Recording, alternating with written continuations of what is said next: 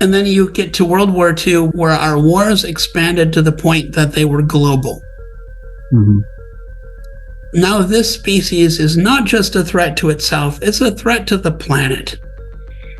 It's a threat to their planet. And now they have to do something. So what are they going to do?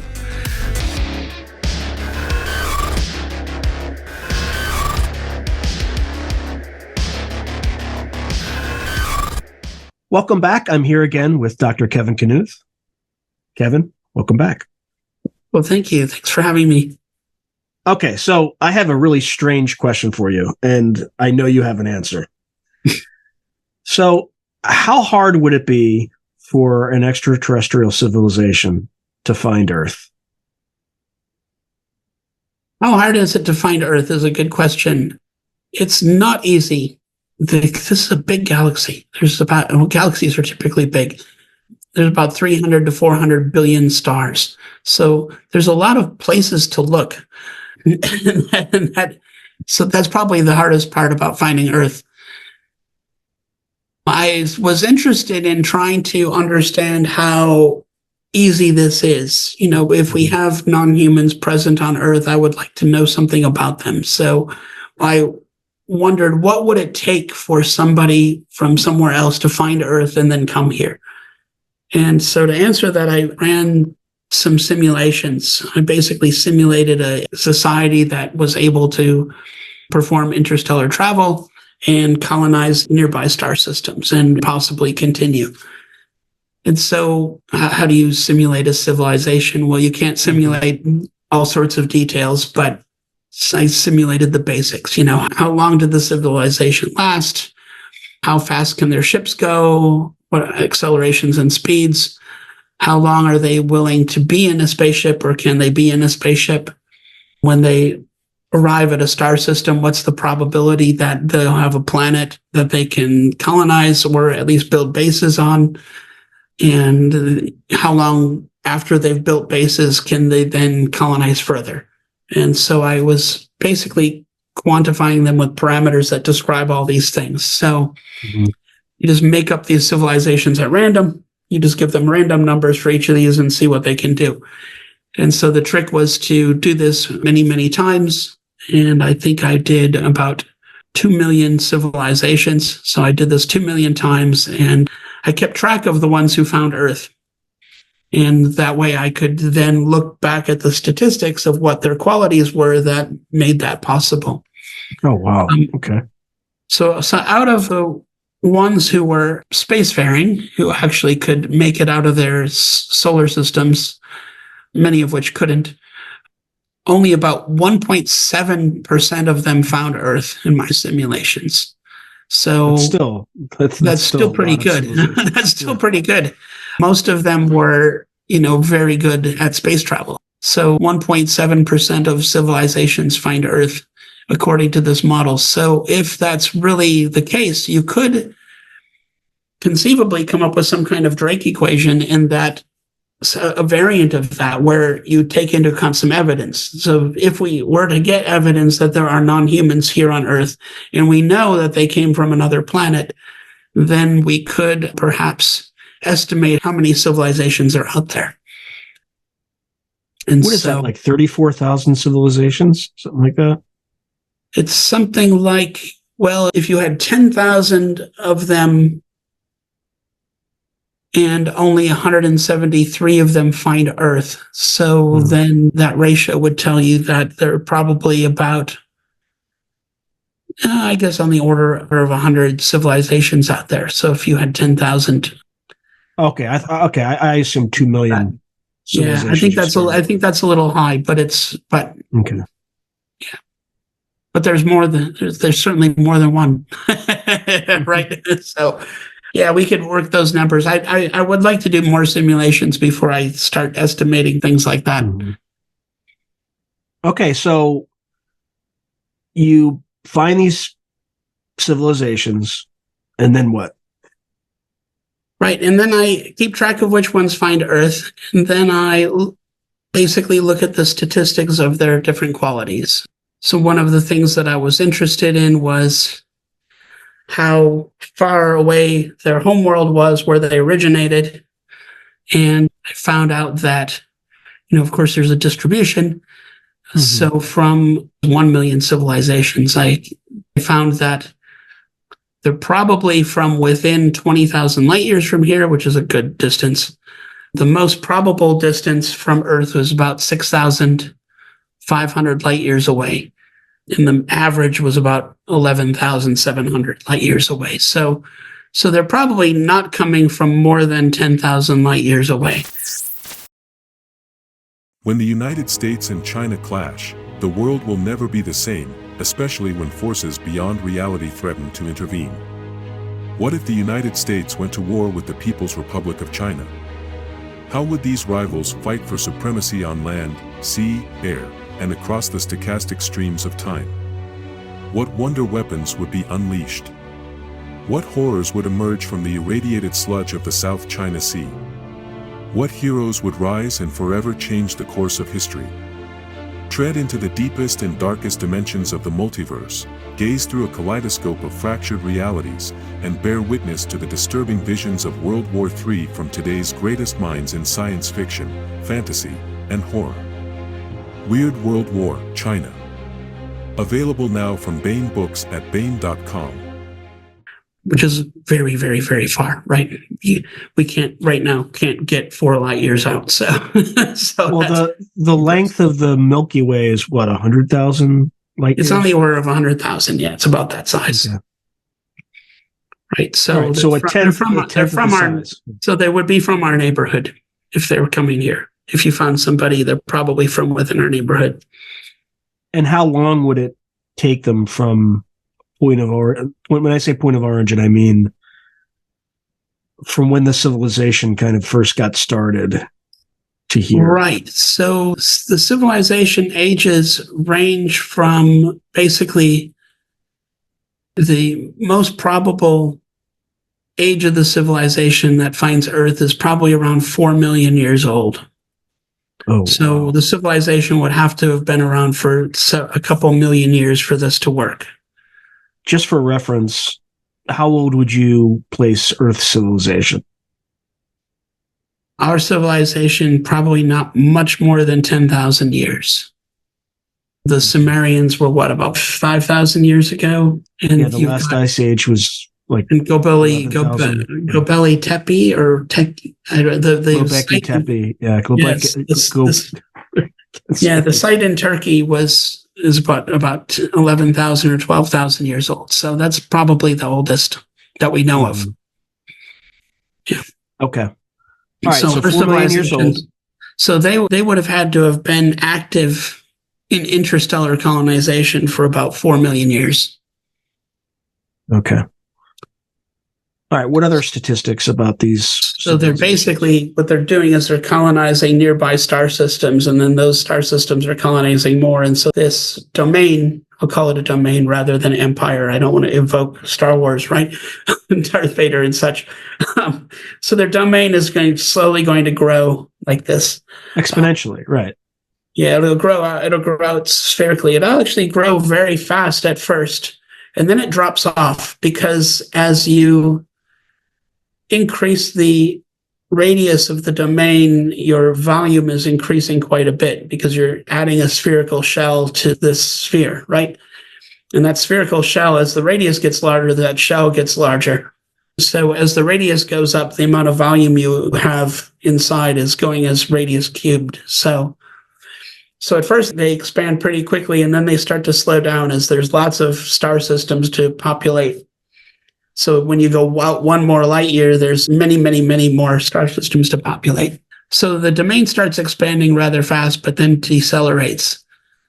But you can estimate about when they first found Earth. And the most probable time would have been about 375,000 years ago.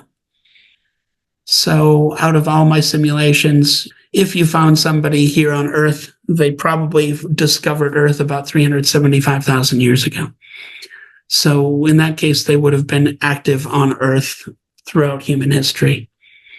Yeah, before modern humans, for sure. So, of course, this invokes all sorts of thoughts about ancient aliens and things like this that we can again giggle about, right? But some of it might not be that funny, and some of it might actually be serious. So, I mean, this is what the simulations are showing.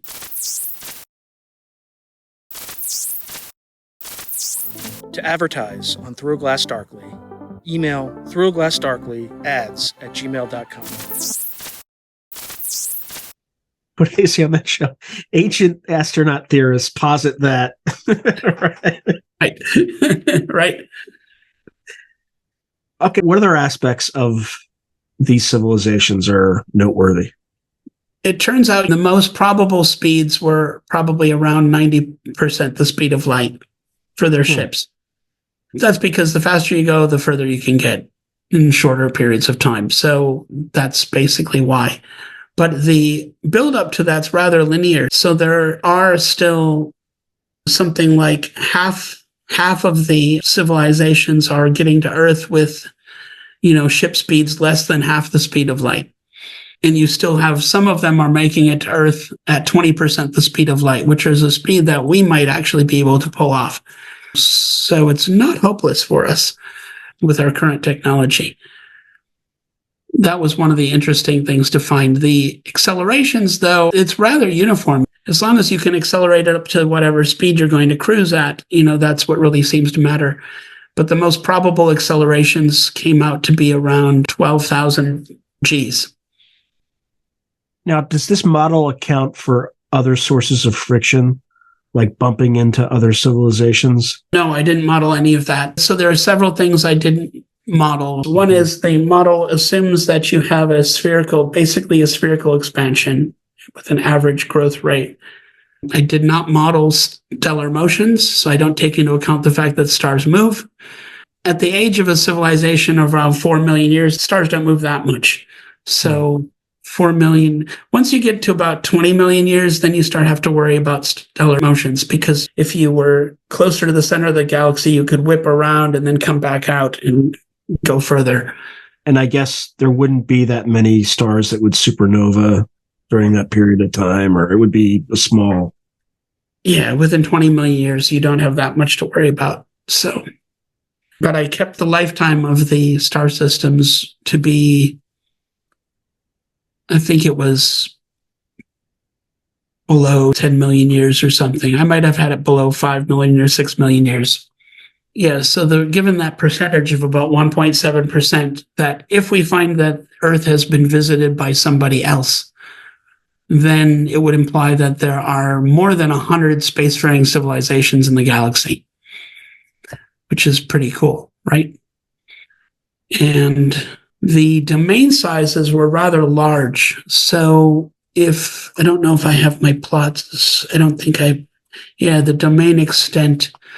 Some of the domains can grow as large as 20,000 light year radii. The most probable was about a 6,000 light year radius. So most probably, if you had a domain of star systems that were inhabited by the civilization, it would be about a 6,000 light year radius. But given that fact, and the fact that Earth probably would have been found about 375,000 years ago, you can reasonably determine that if that's the case, then if we do detect non-humans here who are extraterrestrial originally, then Earth is probably well within their domain. Mm-hmm. So Earth belongs to them rather than us. Basically, Europeans are very familiar with the whole concept of colonization, so this shouldn't be too hard to get your head around, except that this time we're all on the business end of it. Earth is their planet, in their minds probably, which is a whole different ballgame. And I think that's the picture I'm kind of beginning to form in my mind, the hypothesis of what's actually going on here. But more importantly, the nearby stars are also belong to them as well. Basically anything within 1,000 light years of here probably belongs to these non-humans, and they've probably been there. So there's a bit of a downside, is that, we might not have a lot of exploring to do or able to do. That's also their star system. That's theirs. And so that's a little bit disappointing, perhaps. But going back to the business end of colonization, we don't know if we do have non-humans here. We don't know where they are. They're probably in our oceans, and that's the hypothesis. And if that's the case, it's probably a relatively small number of bases. So if there were lots and lots of bases, we would have detected it already. So you can put some limits on how many there have to be. So they haven't exactly, I think colonization wouldn't be the right word. They've populated Earth, maybe with research stations or bases, but that's about it. Yeah, so that's what the simulation shows, which is interesting. And that was all done using basically conventional motion with the possibility of relativistic craft that can get up to the speed of light. So I didn't consider faster than light travel or anything like that, or wormholes. I didn't consider those possibilities. Which would have probably dramatically accelerated. It could dramatically change everything. Yeah. But then, of course, what it would probably do is would radically change the sizes of these domains. It might not change the times and the amount of time it takes to find Earth, though, because once you dramatically change the size, you've got a lot of volume to explore. Things really slow down as you get bigger. So just because somebody on the other side of the galaxy can get here doesn't mean that they'll find Earth. So I think that's the point. Well, and it could also be that they found Earth and then they seeded us, for all we know, right? Again, speculation. It's a lot of possibilities, actually. Yeah. Yeah. And I think one of the other points I made was panspermia. If panspermia is an effective transport mechanism, then given their homeworld proximity, they could actually be related to life on Earth biologically.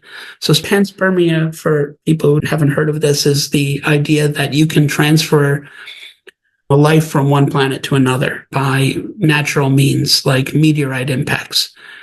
So if you have a large meteorite impact that actually blows rocks off the surface of the planet, those rocks can go around in the solar system and eventually fall on another planet and bring biology to that planet as well. So we don't have impacts happening nowadays with those sizes, but the asteroid that killed the dinosaurs, for example, 65 million years ago, when that thing hit in the Yucatan, the rock material from Earth was blown about halfway to the moon. That's how far up it went. It went about on average, went halfway to the moon. So there were rocks blown off the surface of the Earth that just kept going, actually escaped the Earth. And those rocks, if they weren't melted from the impact, which is possible, have bacteria in them. Maybe also ejected dinosaurs. I don't know. But right. But sometimes, though, you can estimate these rates. There's a rate at which, if you average over the history of Earth during the time that it had life, you can figure out what's the rate at how many tons of material are ejected from Earth per year, right? Throughout the history of life on Earth. And then you can work out how much of that material makes it to the Oort cloud, which is the cloud of comets and stuff on the outer edges of the solar system. And then every 20 million years or so, stars pass close by enough so that their Oort clouds actually interact and they exchange materials through the Oort clouds. So you could actually get biological material from Earth out to the Oort cloud of our solar system, which then transfers to another star. So the trick is that the bacteria would have to be frozen in space for something like, 20 to 40 million years. And if you can pull that off and have them be viable after 40 million years when they fall back down onto another planet, then you can transfer life from one planet to another. So something like a bacillus like anthrax, for instance.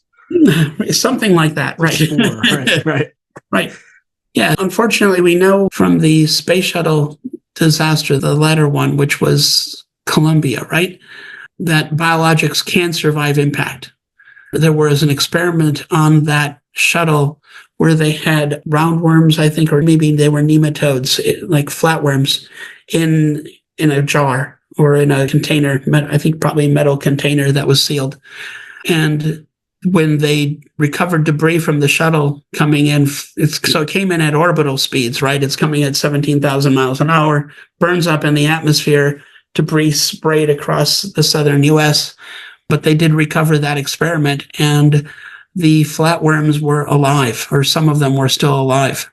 So you can have multicellular organisms actually survive reentry in impact, which is a shocking revelation, right? But what that tells you is it tells you that panspermia could work, right? You could have bacteria embedded in rock that then the rock comes in, falls, makes it to Earth, and the bacteria in the inside of that rock can actually survive reentry. So we do know from experience now that panspermia is a possible mechanism. And if that's the case, then given that these non-human domains that find Earth are probably on average only about 6,000 light years away, that's close enough that if you had Earth material, Earth biologics propagate out through panspermia, they could be related to us, or we to them. You know, we might be the same biology. So what do you make of I forget what the name of the hypothesis is, but it plays on the fact that everything is kind of quiet.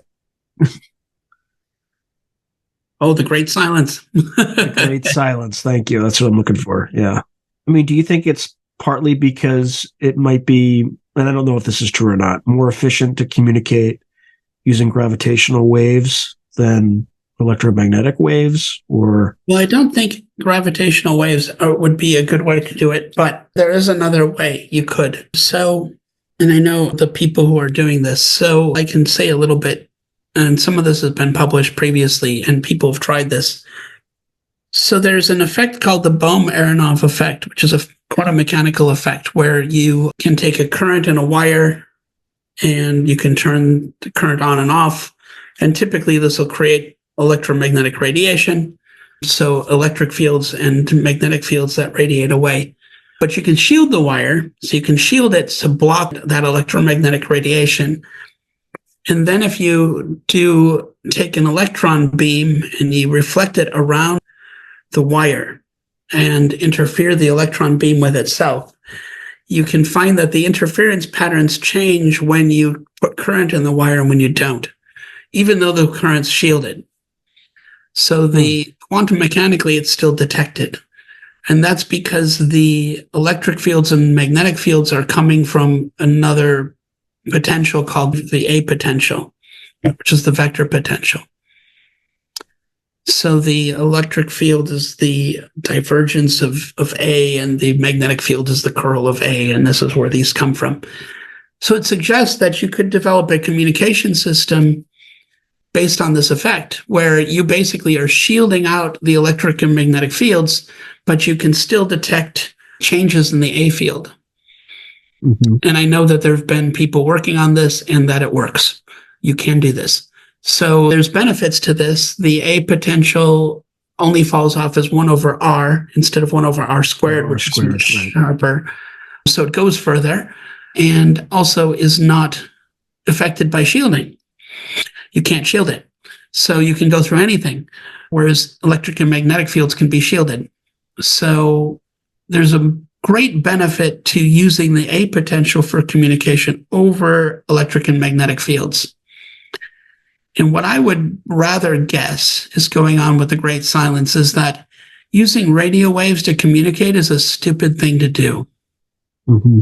I'm sorry, SETI people. I know you've all put your eggs in that basket, but there are other ways to pull this off, and we know of them, and those ways depend on quantum mechanics, and you can communicate with the vector potential, which won't create electric and magnetic fields, which are easily detected, whereas the vector potential isn't as easily detected, so you can be quiet and still communicate. And I think that would be my bet, because anybody who discovers Maxwell's equations, which govern electromagnetism, yeah, they might all use radio waves, but you're going to use that until you get to quantum mechanics and you realize you can use the A potential, which is going to be better.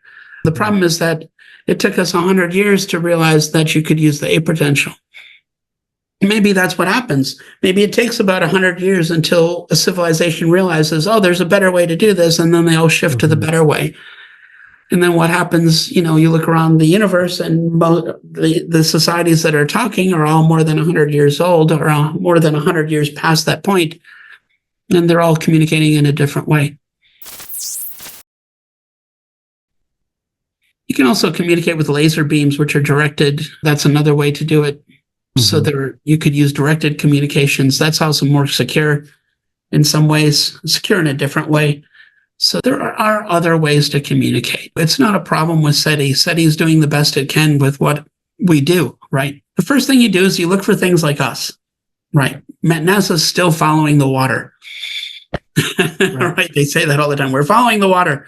And meanwhile, you look at the Viking experiments that tried to detect life on Mars, and one of the experiments came back with mixed results.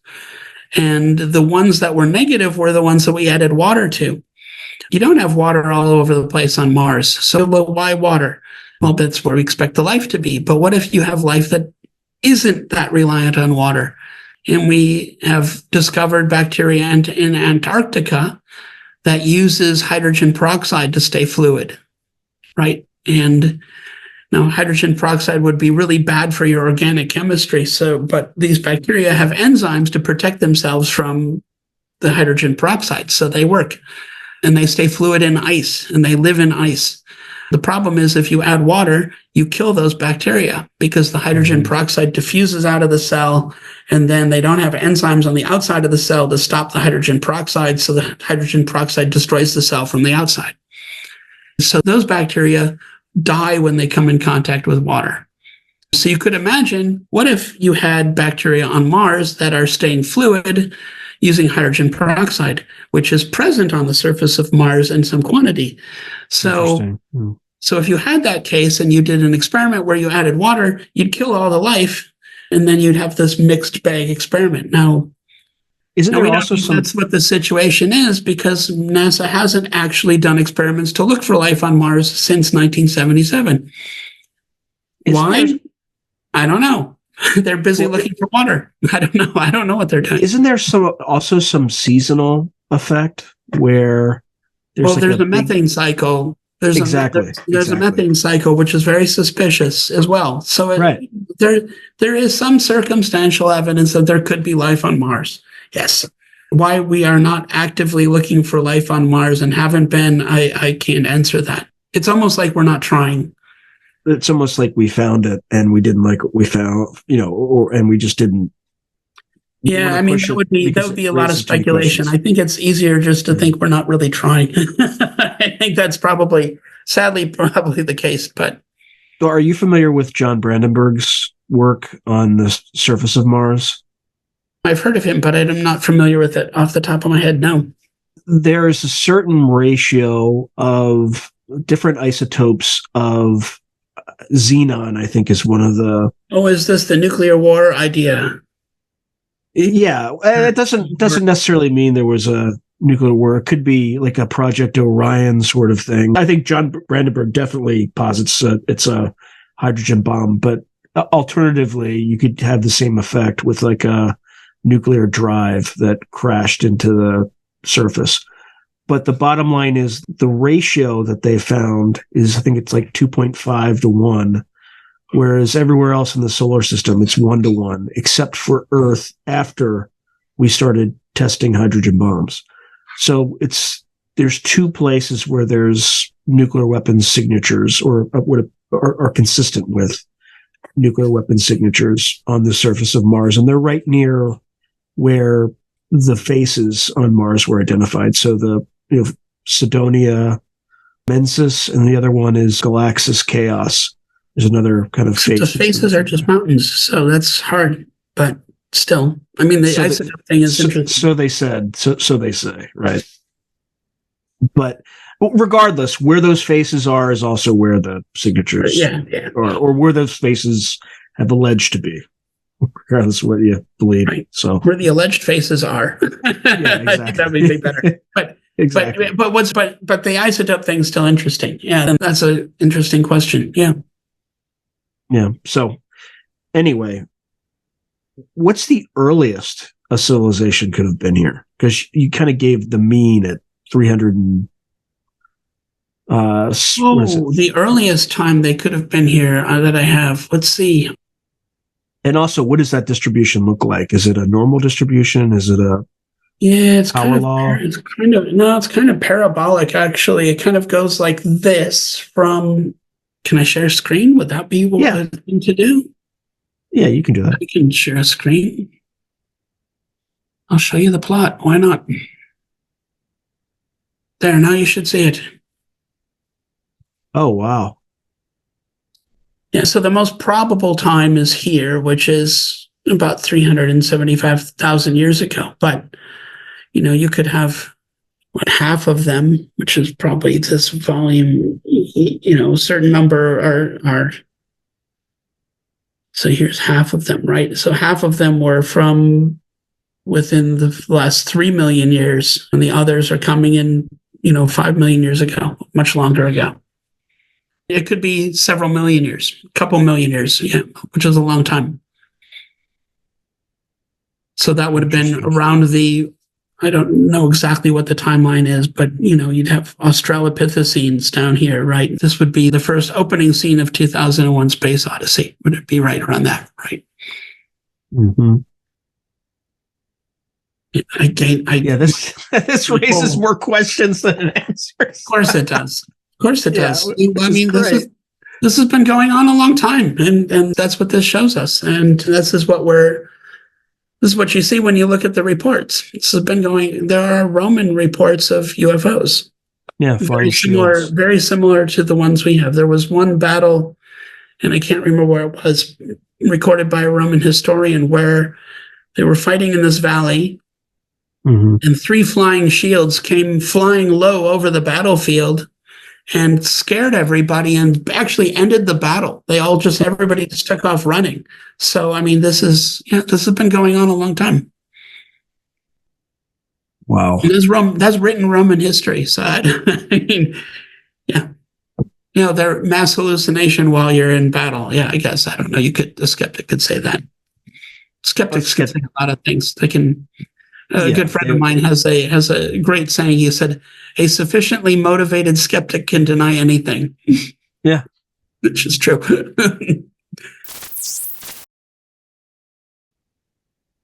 Yeah, you never really see a balanced skeptic. You never see somebody who, all right. That's what we scientists are supposed to be, and that's what I try to do. Mm-hmm. That's where you embrace the I don't know. I don't know. So let's look.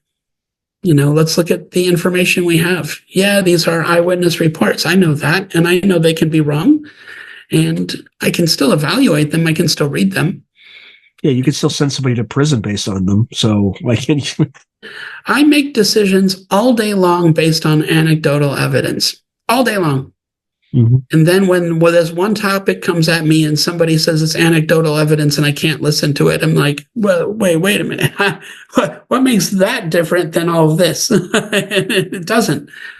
I can still listen to it and evaluate it and hold it with, some degree of uncertainty.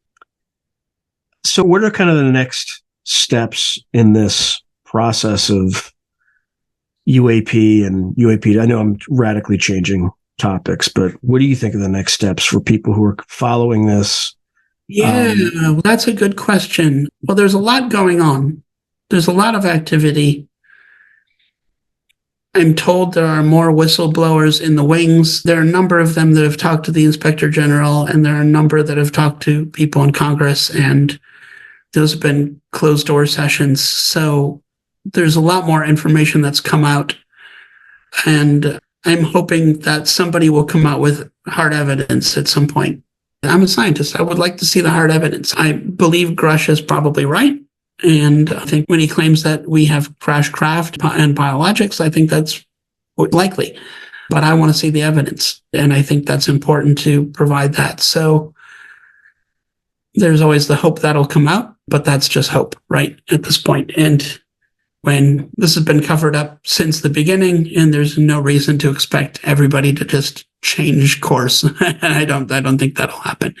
I think that some scientists are starting to pay attention and realize, yeah, this isn't all nonsense. Some of this is really interesting. And there are scientists getting involved. I'm rather surprised because I get emails rather frequently now, probably, once every 2 weeks, I'll get an email from a scientist who happened to see one of my podcasts or saw me on Encounters or A Tear in the Sky and basically write me and say, thank me for the work that I'm doing and saying that this is interesting. And if there's any way they can help, they'd like to.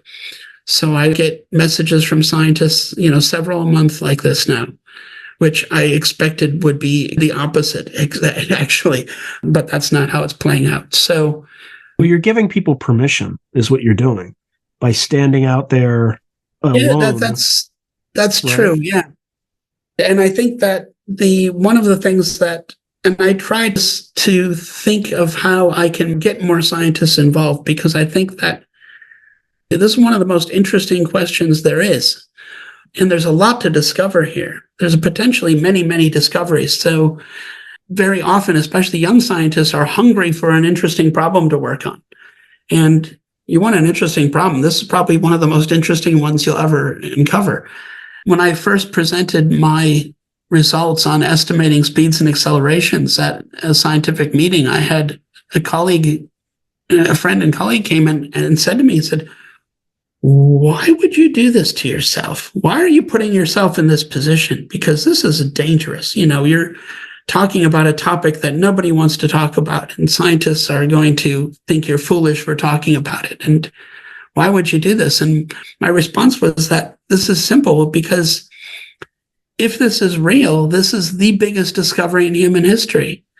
And I'm not going to pass this up. I'm not stupid. That's amazing, right? The people are just, yeah, they're like under hypnosis or something, right? Yeah. I had two options. I said, I can just ignore this and keep doing what I'm doing. And then, 30 years from now, as it finds out this was all real, and think, wow, I could have worked on that. I could have been one of the leading people on that.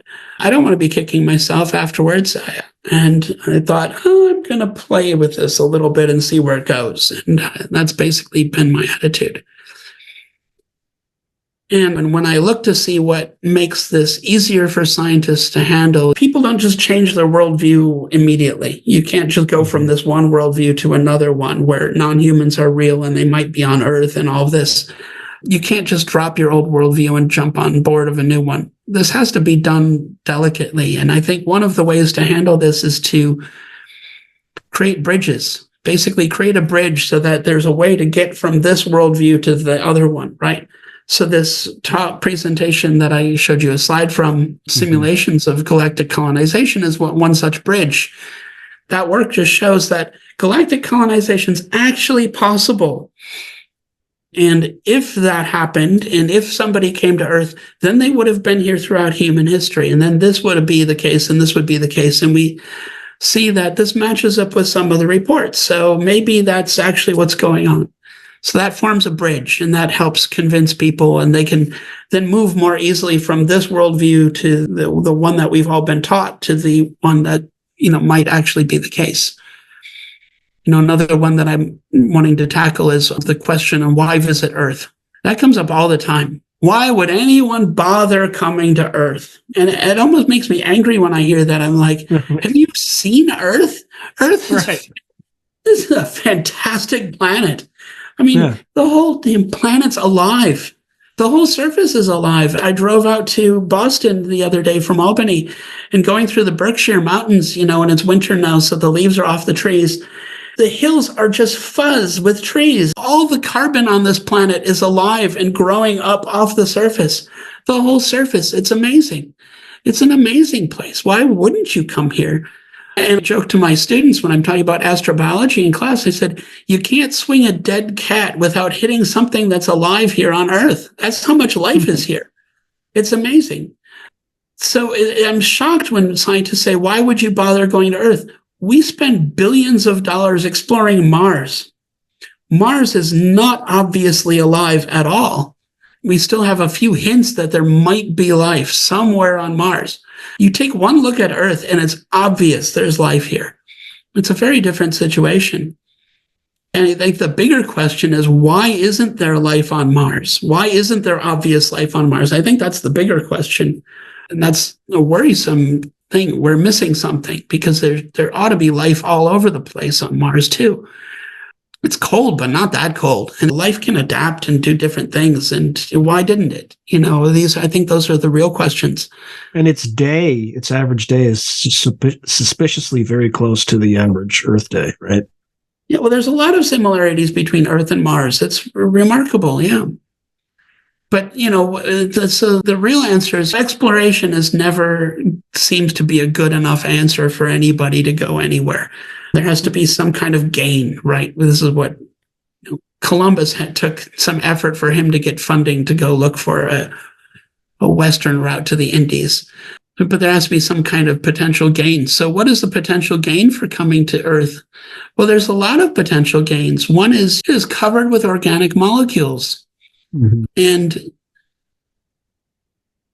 we don't really know how organic molecules are distributed across planets from world to world and solar system to solar system. But it could very well be that some of the common organic molecules here on Earth can't be found anywhere else in this area of the galaxy. I mean, there's somewhere on the order of 20 million different kinds of organic molecules. One of the most common ones here on Earth is cellulose, because plants, right? So what if cellulose can't be found anywhere else in the galaxy? I mean, that's possible. Then Earth is interesting, right? For that reason, for chemists alone, it's interesting. You have a high concentration of particular organic molecules that could be very different from any organic molecules you find elsewhere. So that's one of many reasons. And I won't go into them because I'm writing a paper on this right now. So I don't want to get scooped for how many great ideas. Right. But yeah, it's only one of the ideas, one of the reasons to come for Earth. There's lots of reasons to come here. But that's another bridge. Another things that, some scientists have in their minds. Why would you bother coming here? Well, you show them why Earth would be a great place to visit. And then they realize, well, it would be great to visit any planet with life. That would be really important thing to do. And then you realize that anybody who realizes this is going to be traveling everywhere. And that's what an intelligent civilization would do. There's reasons to go at other planets. There's reasons to explore. There's good reasons. And it's not just looking for gold or water or, those things you can find anywhere. Right. What makes Earth different is life. That's a key. We know from our solar system, life isn't horribly common, but it doesn't have to be rare either. Now, in the current environment, how likely do you think that these whistleblowers come out and we get more information in the next year? I think we're going to get more information in the next year. I don't know if whistleblowers will come out, and I don't know how useful it'll be, depending on, depends on who they are and what they have to say and what evidence they can bring. It could be incredibly useful for somebody to come out, and it could be marginally so, in the long run. I think in the short run, it's useful. The more the merrier, and I think that it'll normalize this idea, which I think is one of the things that has to happen. The media still hasn't caught on. That this is an important story. Well, they'll only catch on when they get permission to catch on. I mean, that's the bottom line. Right. I'm dead serious.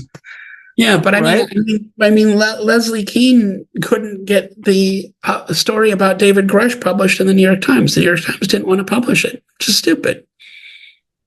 But the intelligence community has back channels into the major media outlets, right? So if they want to kill a story, they can kill a story. It's not. Yeah, I'm sure that's true. Yeah, and to some degree, certainly you can keep things quiet, but at some point, those people need to catch on that they can't keep the lid on this forever, and the more they tighten the grip, the more star systems will slip through their fingers, right? I mean, this is the problem.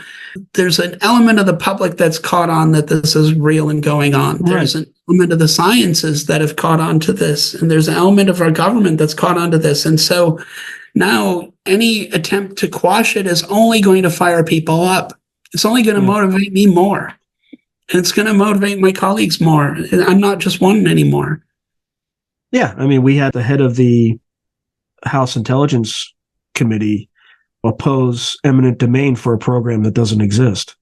Right? Like, that says something. That says a lot. I mean, that is admission. That is the biggest admission. That is almost better than just publicly admitting. Yeah, if it doesn't exist, why is this an issue? Just let it go. Let it go. Right. Yeah.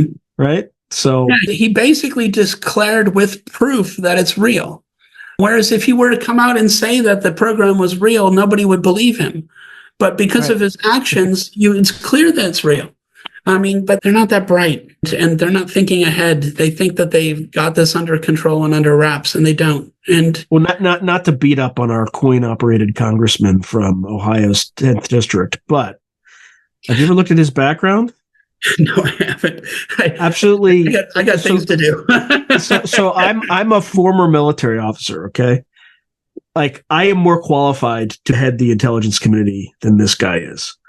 So no military background whatsoever, no family military background, children haven't served in the military. He was the mayor of Dayton, corrupt while he was there. I think he's been married and divorced twice. Not that necessarily means anything, but he, in his second marriage, he became a millionaire. And then after that divorce, which happened shortly thereafter, he had a negative net worth. And now, it kind of swung to a positive net worth. He gets most of his funding from Lockheed Martin or the defense community. Like, he is the very definition of a coin-operated congressman. But he has no background in intelligence, no background in aerospace defense. He is just a lapdog. I mean, and I'm not saying it to demean him. I'm just saying it because it's a fact. So anyway, I won't let you dignify or undignify yourself by commenting on that. That's right. Yeah, I don't really know anything about him. I'm not. That's not where my attention's focused. So that's right. You shouldn't comment on it. I completely agree. I will comment on that guy until the day. And by the way, I'm not politically unaligned. I'm not. Let's just say I'm not a traditional hater of that, but it just disgusts me that somebody would not literally, but figuratively prostitute themselves in order to stay in office when they're clearly unqualified to hold the office. Anyway, with that. Yeah, but I think the bigger thing is that the tide has changed, and apparently the other part of the equation that none of us are considering with respect to disclosure, and this was discussed at the Seoul meeting, was what are the non-humans going to do? Well, that's the other part of that question. When that was posed, I was like, well, we had 300 people in that room, right? And when that question was brought up, it was a dead silence in that whole room, because I think that hit all of us like a ton of bricks. Like, oh my God, I didn't consider that they might change their behaviors if we disclose. And so that was a whole interesting exchange. I can go real dark if you want on that one. I will leave that up to you. I'm trying to stay positive. All right, I'll say it. I'll just let you react. But let's say Earth is an experiment, and oh crap, they spoiled the experiment. Time to start over. Let's clear the decks. Oh my God. That could be their response, right? So anyway, that's very dark. I think that my take on things is a little less dark. But that's not my take. I'm just saying. Yeah. So if I were to guess what's happened, I mean, we saw a change in their behavior in the 1940s, around the time of World War II. That's when we became cognizant of them. Generally. What are they concerned about? Well, they hang out at nuclear weapon sites. They hang out near nuclear power plants. They're concerned about military activity, and they're concerned about polluted areas. So pollution and military, and especially nuclear weapons, that worries them somehow, or it concerns them somehow. So what if you have a situation where they discovered Earth 375,000 years ago, something like this, and they've been here throughout human history, and they have some investment in Earth. This is this is their planet. It's part of their domain. Mm-hmm. They may see themselves as caretakers or whatever, stewards of the planet. I mean, we sometimes call ourselves stewards of the planet, although we're pretty crappy at it. But they may see themselves that way. And then now you've got a situation where one species has become rather dominant and become intelligent and dominant, is about to become spacefaring or is currently spacefaring, or just, well, we're babies, we're just starting. And then you get to World War II, where our wars expanded to the point that they were global. Mm-hmm. Now this species is not just a threat to itself, it's a threat to the planet. It's a threat to their planet. And now they have to do something. So what are they going to do? Well, let's first assess the situation. So we're going to fly along with airplanes during bombing runs. This is the whole Foo Fighter business, right? And since then, with every military endeavor that the U.S. has been involved in, the involvement with UAPs has gotten more and more dramatic. During 2015, when we were doing bombing runs in Syria, and you had the USS Roosevelt in the Persian Gulf, mm-hmm. Our pilots were flying planes north to Syria and were encountering UFOs, flying at the airplanes, flying at them and dodging out of the way last minute, right? In one case, I was told that one UFO came and did barrel rolls around the cockpit and then took off. That's rather aggressive without actually being aggressive, right?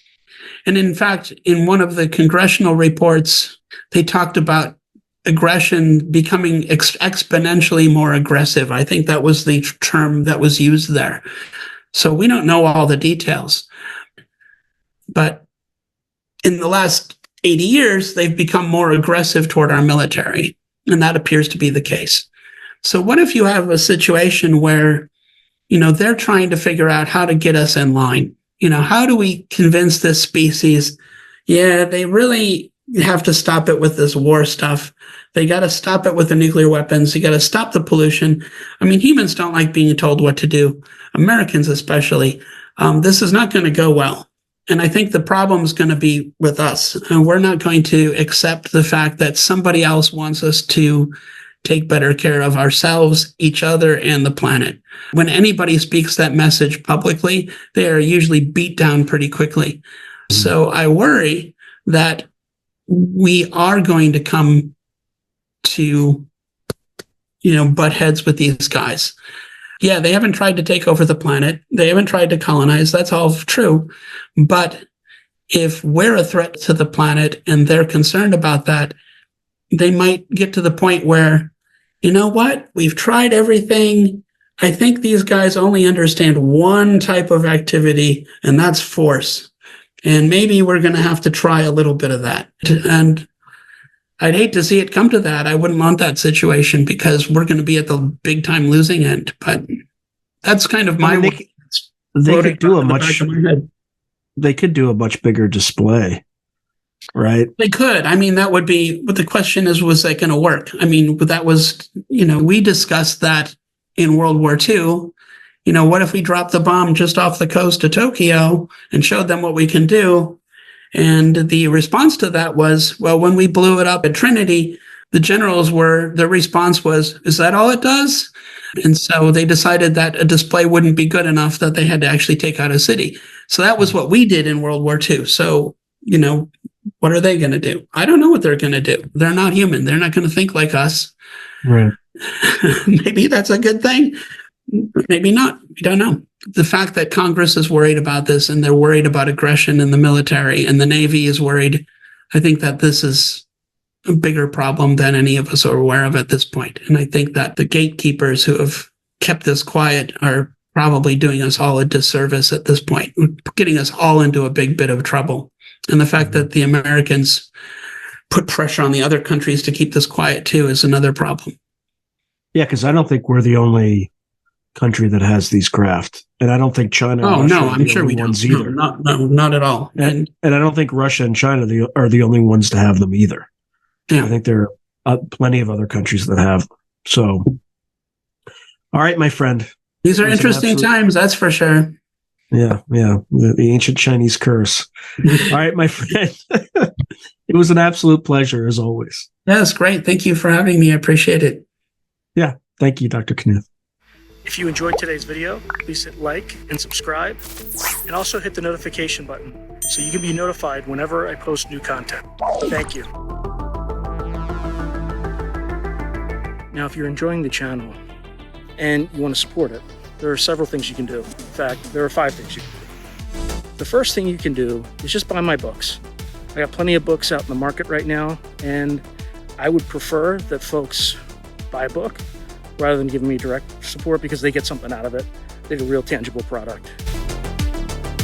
The second way you can support me is by becoming a member on YouTube or becoming a patron on Patreon. And just go to either site and it'll explain everything.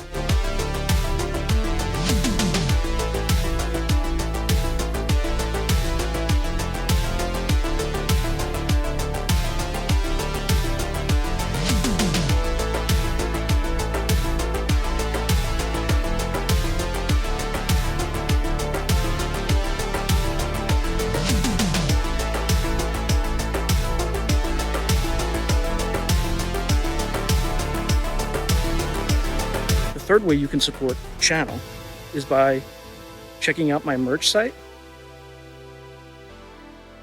which is here. There's plenty of stuff that you can get to support the channel. And I'd appreciate that you have it and can wear it. Not only do you help support the channel, but you also help promote the channel, and I appreciate that.